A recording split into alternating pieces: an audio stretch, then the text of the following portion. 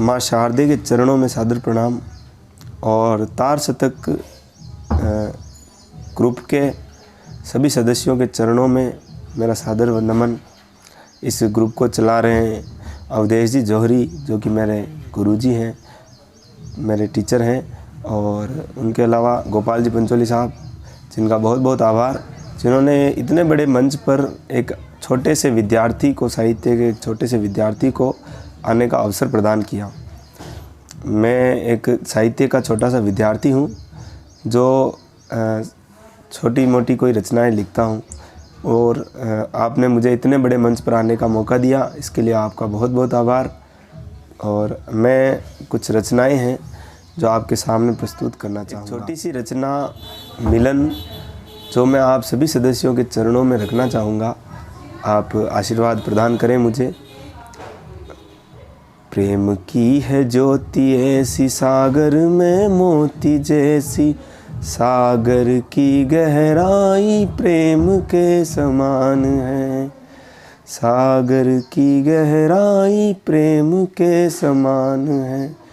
आँख बंद रहे चाहे खुले हो नयन बाहें, बिंब के स्वरूप में प्रतिबिंब के समान है। चकित है ये स्वप्न सारे, भ्रमित हैं ये नैन प्यारे, अदर मानो जैसे कि उर का उपमान है। प्रतीक्षा की घड़ियाँ भी टलने लगी है अब तो, आने वाला शुभ दिन ये मिलन के समान है, आने वाला शुभ दिन ये मिलन के समान है।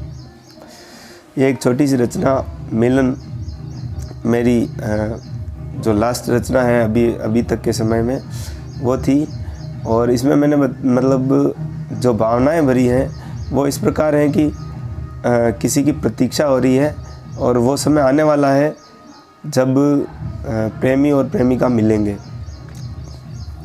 ऐसे ही एक श्रृंगारिक और रचना है। श्रृंगार से लेकर आपको ओज की कविता सुनाना चाहूँगा। मेरी एक ओज की कविता है महाराणा प्रताप को लेकर, जिसमें महाराणा प्रताप के शौर्य का बखान किया है।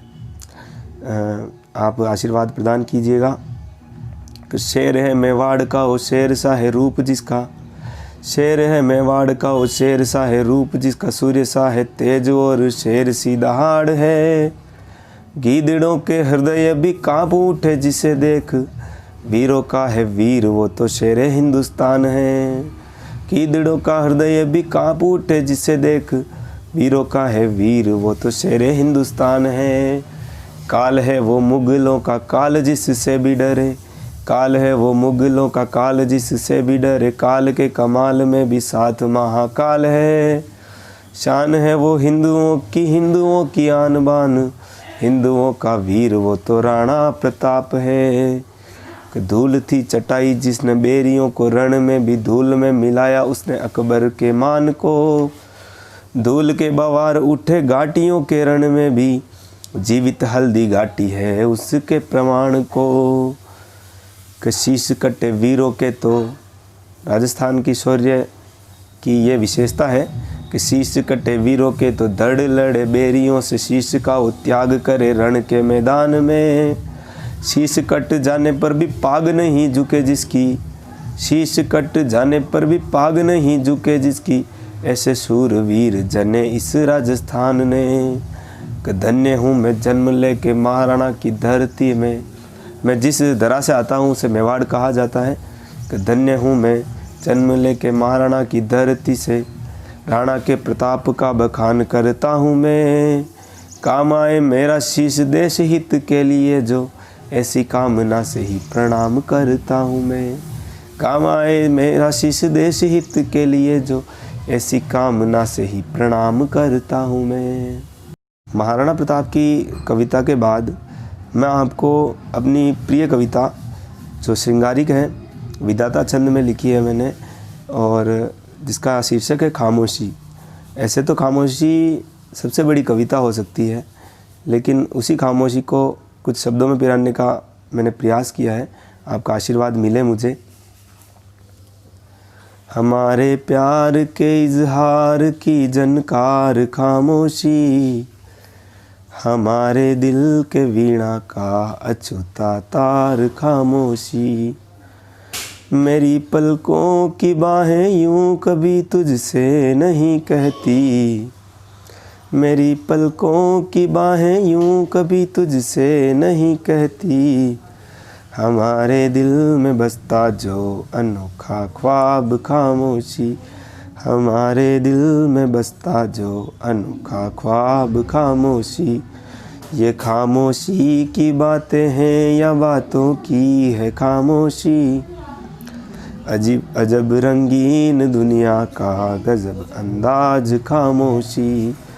सुनो खामोशी में जो जी रहे संसार के लोगों, बड़ी गमगीन खामोशी, बड़ी रंगीन खामोशी, बड़ी गमगीन खामोशी, बड़ी रंगीन खामोशी। मचलती बंद पलकों में समाई है ये खामोशी, धड़कते तार से आई अदर के पास खामोशी।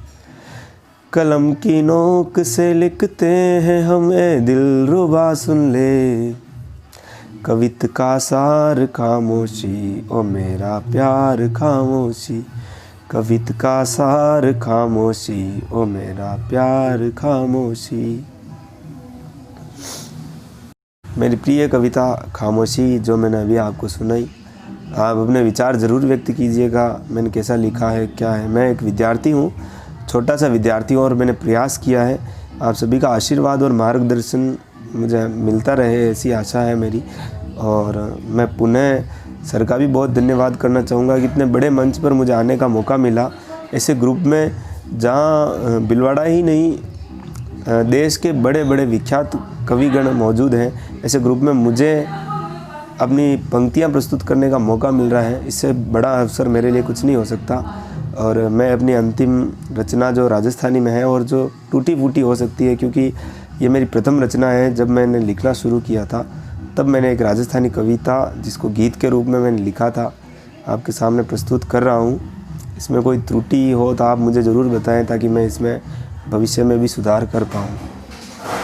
जिसका शीर्षक है एक बात समझ नहीं आवे। ये जब ये वियोग श्रृंगारिक कविता है, मैं प्रस्तुत करना चाहूँगा। एक बात समझ नहीं आवे, मन थारी याद सतावे, हिवड़े में हाय जगावे, दिलड़ा ने घणो धड़कावे, थारी घणी घणी याद सतावे, थार बिन रहो नहीं जावे। मैं तो आधी आधी राता जागूं, उठ उठने गणों में भागूं, एक बार तू मासू मिल जा, हिवड़ा ने राजी कर जा, के कद वो दिनड़ो आवे, जद तू मासू मिल जावे, दिलड़ो राजी हो जावे, थारी घणी घणी याद सतावे, थारे बिन रहो नहीं जावे।